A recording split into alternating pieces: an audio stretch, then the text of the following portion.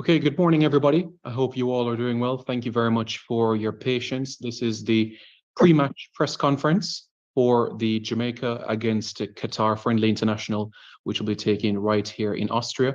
Just a reminder for you guys as well, kickoff will be at 11 a.m. Jamaica time, and that is 6 p.m. local time, 11 a.m. Jamaica time. So that is what is the match will take. And just a This reminder meeting as is well being to follow recorded. the JFF on the different social media platforms, Instagram, JFF_football, the same on Twitter, and also website jff.football.com to be up to date with the latest with everything in relation to Jamaican football. So to commence proceedings here, we are joined by our head coach, Heimer Hallgrimsson, and also assistant coach, John Wall. And we will commence this press conference with a few remarks, opening remarks from Coach Hallgrimsson, and then we will get into the question and answer segment. Coach? Yeah, first of all, welcome everybody, and sorry for this delayed press meeting. Normally we would have done this meeting earlier.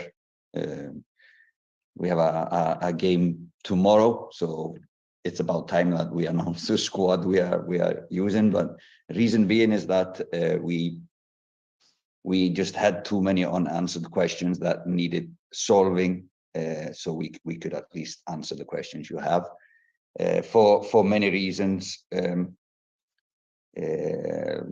for visa issues, injuries, flight issues, personal reasons, and other things that yeah, it was kind of uncertain who could be here and from what time, etc. Some players are doing their contracts, renewing the contracts, and everybody likes to finish all things prior to the Gold Cup so we can focus on the Gold Cup. So just thanks for your patience, and we should of course start. This is a big media day, yes, for Jamaica. So the Reggae Girls have their conference later on today. So first from us here in Austria, we wish them all the best in their campaign in the World Cup. And the same with under 23 national team, or the under 21, whatever you call the CAC tournament that is coming up for the men's. All the best. And then we need to congratulate our champions, Damari Phillips, Lamar Walker, Lamar Walker, the champion, as we call him, for bringing this prestigious trophy to the parish of St. Anne. So congrats to them. The same for a few of our players. Miguel Antonio winning the European Cup, players winning promotion to the Premier League, like Amari Bell, and then others, Leon and Pinnock winning the right to play in the European Championship next season. So a lot of players doing well for Jamaica that in this season. So we are here now in Austria, playing 2 games against Qatar tomorrow and Jordan on the 19th. Really good facilities we have here, and good opponents in Qatar and Jordan. So we feel there is a good vibe among the players. Everybody is ready. And what we have felt, me and John contacting players, there's a lot of interest now in Jamaica. There's a lot of players expressing their wish to play for Jamaica, both those who have played before and also players that have not been before in the national team. So I think there's a wind, there's a tailwind, like we say in Iceland. There's a tailwind, so we should use that advantage in the years to come. So we have already seen the squad. You've already seen the squad that we have here in Austria. We planned when we came, or before, we already planned to have the full squad we wanted to go and take to the Gold Cup. But for a lot of reasons, we saw that early on that we would never be able to have all the players here. So we needed to adjust. We brought in some young players that we wanted to see, both for the future and for the national team at the moment. But there is some noticeable absentees in this squad list. First of all, Michael Antonio. So he played the final a week later. It was a small celebration as well afterwards. So we decided to give him a much needed extra week, because he played 1 week longer than other players. So that was a decision we took with the medical team at West Ham and himself. He played a lot of minutes in the end of the season, so he needs to be fresh for the Gold Cup. Bobby Reid, Leon Bailey had some injuries in the end of the season, and there was a request and a recommendation from the medical team to give them at least an extra week or until the 20th when we go to Chicago, and we accepted that reason, so they will join us in Chicago on the 20th. Ethan Pinnock, his wife gave birth 2 days ago, their 4th child, a girl. Everybody is feeling good and upbeat, and he will join us in Chicago. Damien Lowe picked up an injury last game, was taken off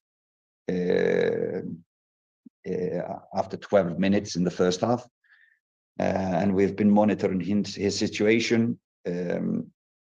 He got a scan 2 days ago, an MRI, and he has a grade 1 muscle injury.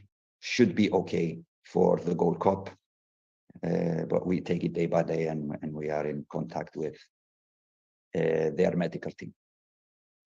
So that is maybe the most notable names that are missing. Kemal Lawrence as well didn't have the Schengen visa, so we decided he would just meet us in Chicago. So don't think I need to talk more about this. So we just jump into the questions. If you take over, Simon. Thank you very much, Coach. So if you have a question, we kindly ask that you indicate with your hand. You'll be identified, and of course you'll get the opportunity to ask Coach a question. We have about 10 minutes in terms of this Q&A section, and then of course the preparation continues with the coaching staff ahead of tomorrow's clash against Qatar. So you may raise your hand if you'd like to indicate to ask a question, and then we'll commence proceedings. Okay, let's start with Teagat from Sports Down the Middle. You may unmute and ask Coach, either Coach John Wall, assistants, or Head Coach Algrimson, your question. Yes, good morning, Coach. Good morning, assistant, and good morning, Simon. What about the other players that you didn't mention their names, like the Jamaica Reggae and so on? Will these players be joining you for the Gold Cup, or just wait and see? So I heard you mention Demari Gray. His papers are not 100% sorted. We hope that he will be ready, and we kind of don't want to talk about things that are not 100%. So we'll just hope and see if he'll be ready. But it's, let's say it's looking good, but nothing is certain until it's certain. So it's looking good. All right. Okay. Thank you. Like, Tigat, do you have a follow-up question, or we can proceed? You can proceed. All right, thank you. Let's now move to Emil Smith. You may unmute.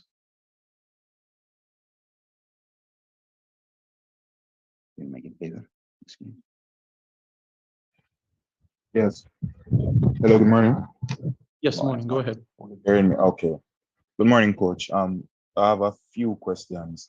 First one being, how do you encourage innovation and creativity within the coaching staff, and what strategies have you been implementing to foster professional growth and development among the staff members? Well, I have my methods of coaching. I pick the coaches or the staff members I pick them for the reasons that they will add something to and know something and are better than me in areas. So that is one way of growing, is to add in people and persons that both on the pitch but also off the pitch that will give something extra to the squad. We have a lot of meetings, probably. The staff members have never had as many meetings as we have had. So we try to discuss things, get the best solutions out of every problem. So we talk about everything, how we can improve, not now, but also in the future. So I think just to be open about, there is a lot of solutions to solve. I think that is probably as we stand, we need to find stability in our work. We need to improve the professionalism in what we are doing, but it's a culture change, and those changes always need time. If you would like to add something to this, John. Yeah, creativity and freedom. I think those are two things that you actually deserve before you can actually start attributing that part. I think structure comes first. And right now is about building structure and to know what's expected every day, day in, day out, even down to the morning, down to scheduling, what to expect from when we show up, how we do, and it all comes from the staff first, of course. So for me, it's more of a point where when we deserve and to move on, and where everyone on staff feel that this is us, that's what creativity and freedom can actually flourish. Because I haven't heard any movie director talking about creativity and freedom before anyone knows the actual manuscript. Emil, you said you had another question. Before you do that, can you identify your organization? Yeah, Visa, that's Sports TV. Okay, one more question from you. One more, okay. What are your thoughts on the opposition and how they will challenge the Reggae Boyz in these upcoming matches? Well, if you start with the game tomorrow, we are more focusing on the game tomorrow. So we only got our squad together now, today, and so we didn't have much time to prepare. So we are focusing on one opponent at a time. So I know Qatar and the national team players quite well, so I know what kind of an opponent they are.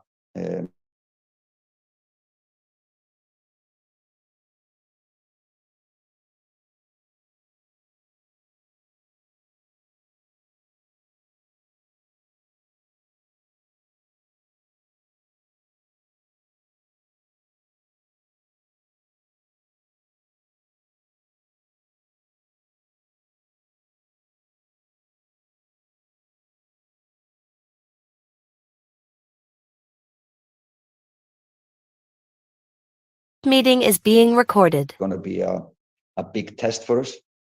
And just to compare the preparation, they were here in Austria 14 days ago with their whole squad and all their 70 70 delegation members.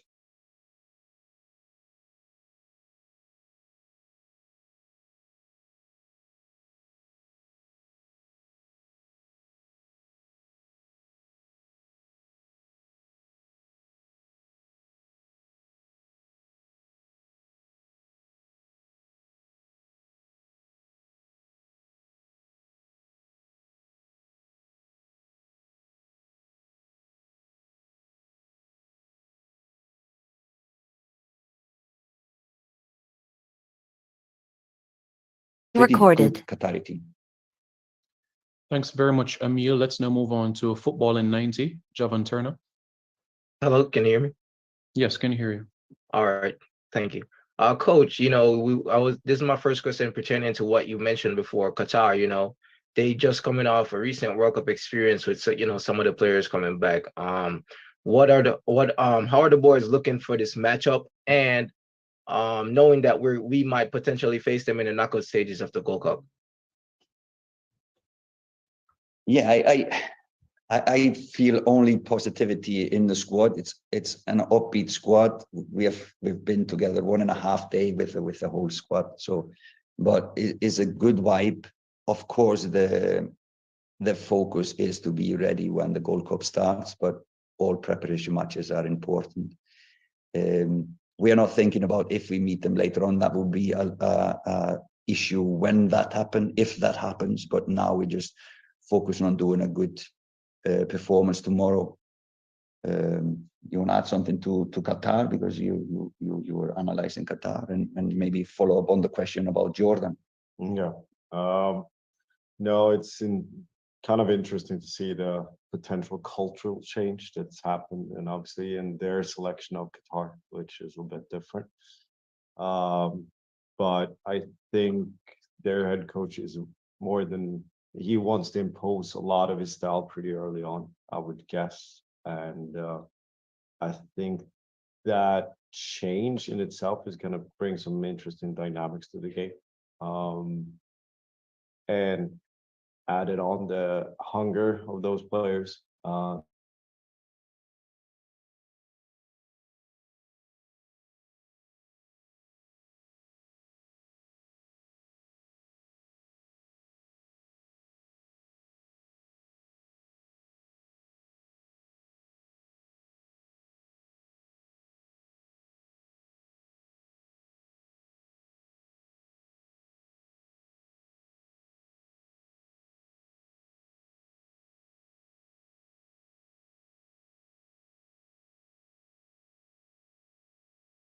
This meeting is being recorded. So it's pretty interesting to see, but I think Jordan is kind of an underrated team, flying a bit under the radar. Maybe some of you don't know, but there was a head coach change in Qatar. So Carlos Queiroz is now the head coach for Qatar, and he's known for organizing his teams. So they will be well drilled when we face them tomorrow. Any follow-up, Javon? Oh yeah, sure. Young Dejon Richards, getting another opportunity. Can you speak on anything you've seen from him, whether quality-wise or personality? Yeah, I can talk about this kid. I watched him a lot. He's athlete. So you have in the same kid, physical strength, you have speed, you have skills, you have a really good left foot and a really good right foot. And in that package is a highly confident 17-year-old who is a goal scorer. So it's rare that you have all of these qualities in the same package. So this is how we see him now. He's been really good on the training sessions. He's quick to adapt. Is of course more speed around him now than he is used to back home. But he is going to one of the best clubs in the world. So he needs to be quick to step up into the tempo that he's going to. Thank you, Coach. Thanks very much, Javon. Let's now go to Coach Minzy of Coach's Desk. Yeah, man. Good day, everyone. Coach Amir and Wall, as well as Simon and the other journalists online.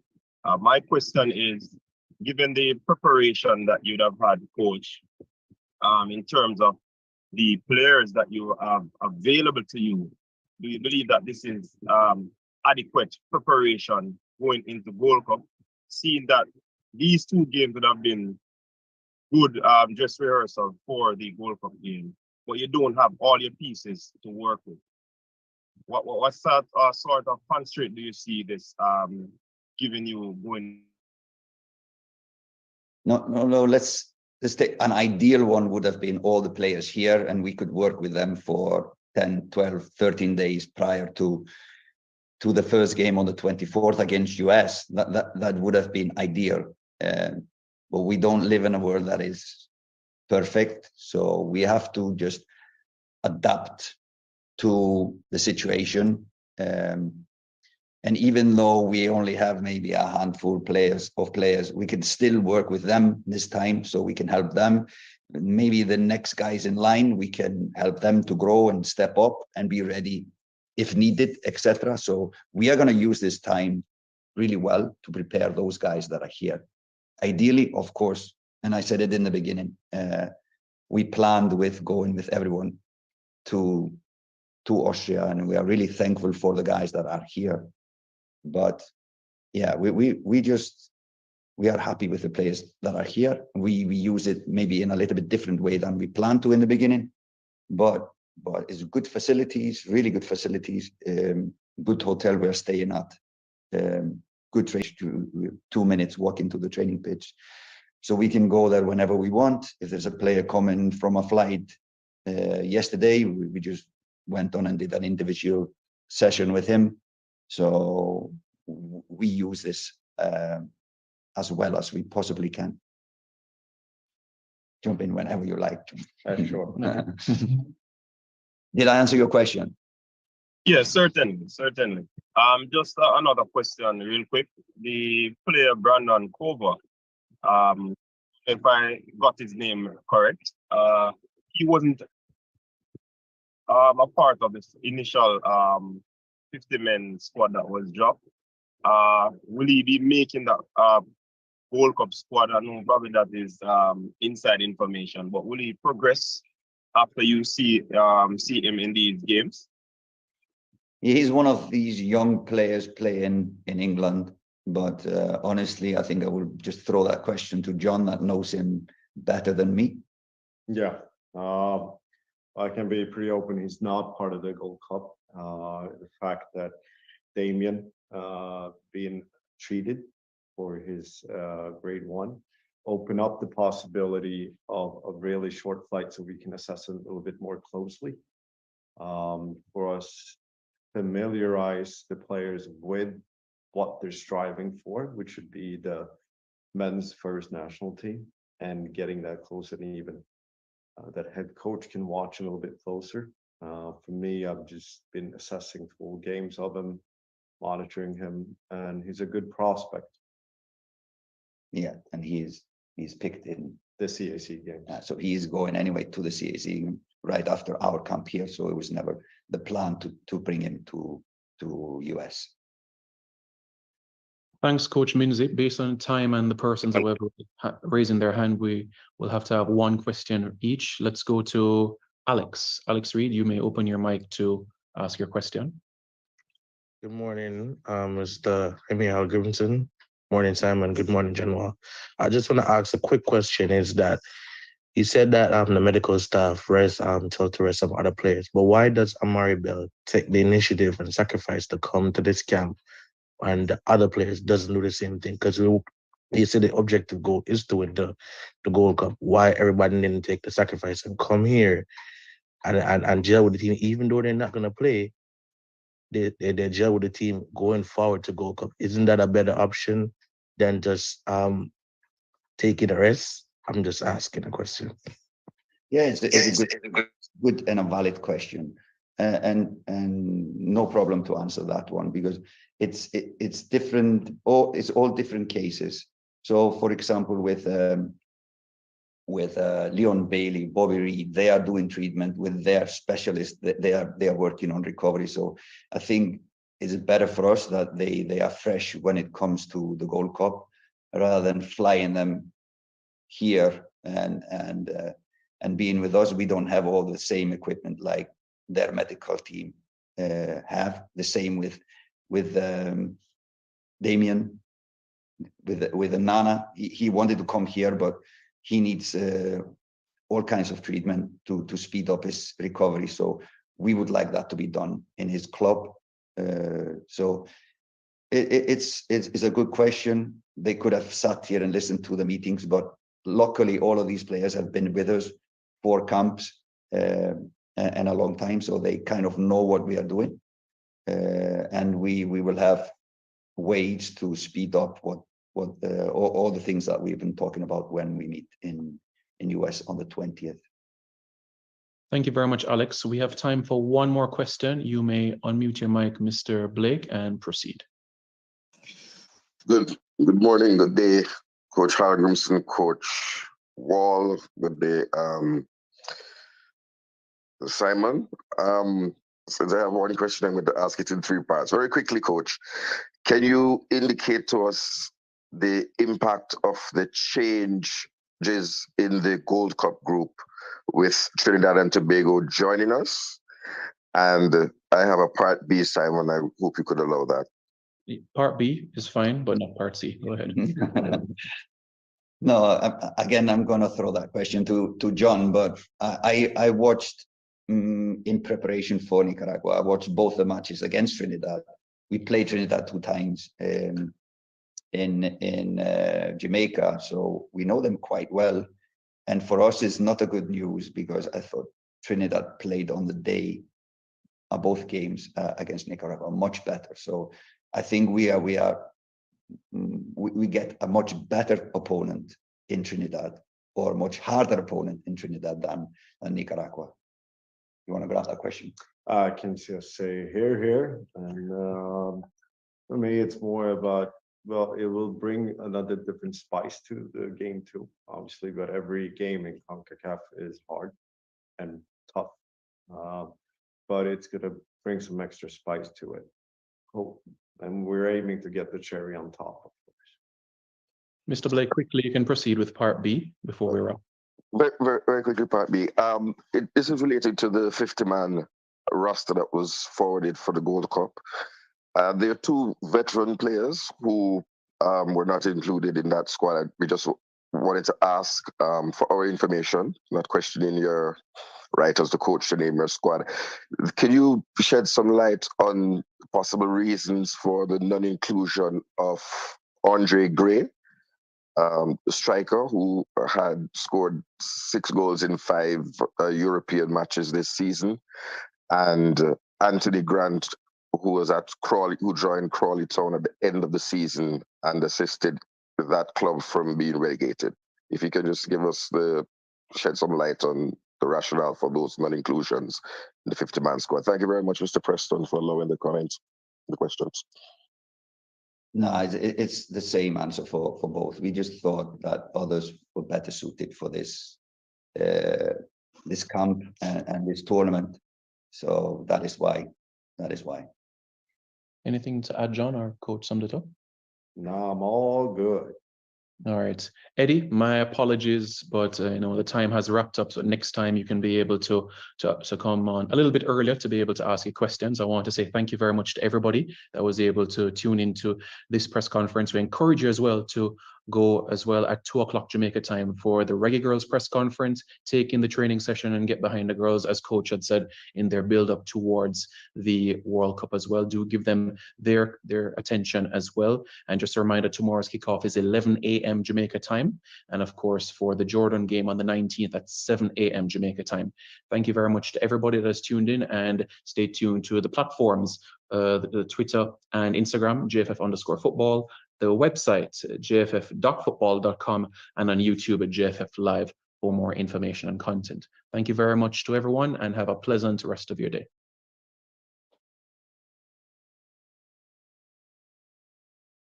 The recording has stopped.